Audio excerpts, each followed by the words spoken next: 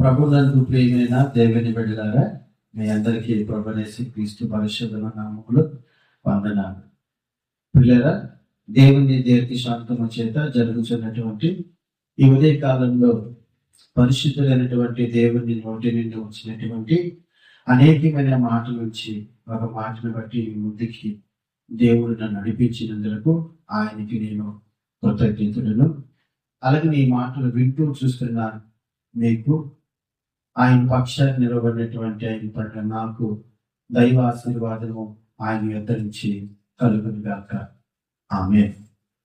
పిల్లరా, ఈ సమయంలో మీతో నేను పంచుకుంటున్నటువంటి మాట ఏమిటంటే, యేసుక్రీస్తు ప్రభువారి యొక్క రక్తం ఇచ్చి కొనబడినటువంటి వారు ఇద్దరు కంటే ఎక్కువగా కూడినటువంటి వారందరినీ సంఘము.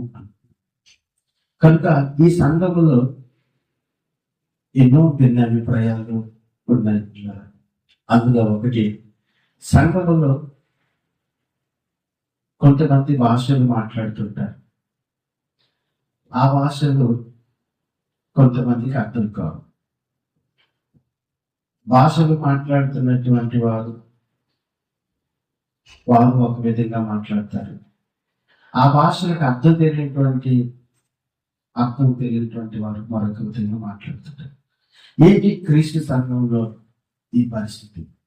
అసలు ఇది ఏంటంటారు అని ప్రశ్నించుకుంటే, దేవుని బిడ్డలారా, గతంలో మేము ఒక వీడియోలో చెప్పినట్లుగా సంఘ క్షేమ అభివృద్ధి పొందాలంటే కృపావారాలు అవసరమని చెప్పారు. అయితే పిల్లరా, ఆ కృపావారాల్లోనే మరొక కృపావారము ఏమనగా భాషలు మాట్లాడటం.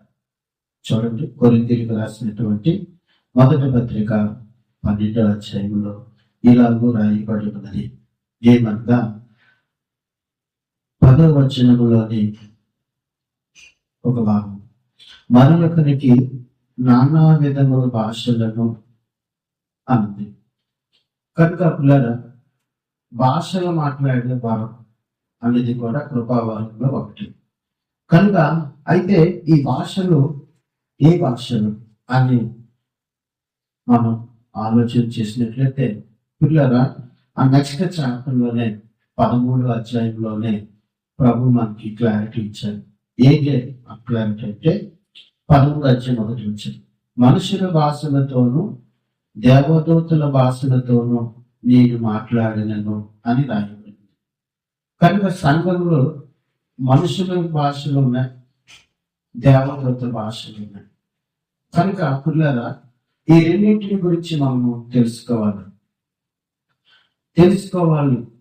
అనే శ్రద్ధ యేసుక్రీస్తు ప్రభు వారి యొక్క రక్తం ఇచ్చి కొనబడిన ప్రతి ఒక్కరికి ఉండాలి పిల్లరా. కనుక నేను సంఘములో ఈ శ్రద్ధ లేకపోవటం వలన దీని గురించి ఒక్కొక్కరు ఒక్కొక్క విధముగా చెప్పటం మూలముగా భిన్నాభిప్రాయాలు వచ్చి సంఘంలో గలిబిలవుతూ శత్రుత్వాలు ఏర్పడుతూ ఉన్నారు. కనుక దేవుడు ఈ విషయంలో నాకు ఇచ్చినటువంటి విశ్వాస పరిమాణాన్ని బట్టి, ఆయనకు ఇచ్చిన తలంతుని బట్టి నేను గ్రహించింది మేము ముందు చెబుతూ ఉన్నాను. అదేమనగా పిల్లరా, దేవతలతో భాషలు ఉన్నాయి, అలాగే మనుషులతో మాట్లాడే భాషలు కూడా ఉన్నాయి. వీటి గురించి మనం ఆలోచించి చేసినట్లయితే, మొదటి శతాబ్దంలో పెంతెకొస్తు పండగ రోజున పరిశుద్ధాత్మ దేవుడు అక్కడ యేసుక్రీస్తు ప్రభువారు చెప్పిన మాటను ఆధారంగా చేసుకొని ఆత్మ కొరకు కనిపెడుతున్నటువంటి వారి దగ్గరికి వచ్చాడు. ఈ సంగతి మనందరికీ తెలిసిందే. అయితే అక్కడ ఏం జరిగింది అనే సంగతి కూడా, కొంతమంది వాక్యానికి అనుకూలంగా చెప్పేవారు ఉన్నారు, మరికొందరేమో వాక్యానికి విరోధంగా చెప్పేవారు ఉన్నారు. ఏదేమైనా పిల్లరా, నాకున్న ఆత్మీయ పరిమాణం బట్టి మీకు నేను చెబుతున్న మాట ఏంటంటే, అక్కడ భూమి మీద ఉన్నటువంటి మనుషుల భాషలతోనే పరిశుద్ధాత్మ దేవుడు మాట్లాడాడు. ఆ యొక్క పెంతెకొస్తు పండుగకి అనేక మంది ఆ పండుగను ఆచరించడానికి వచ్చారు.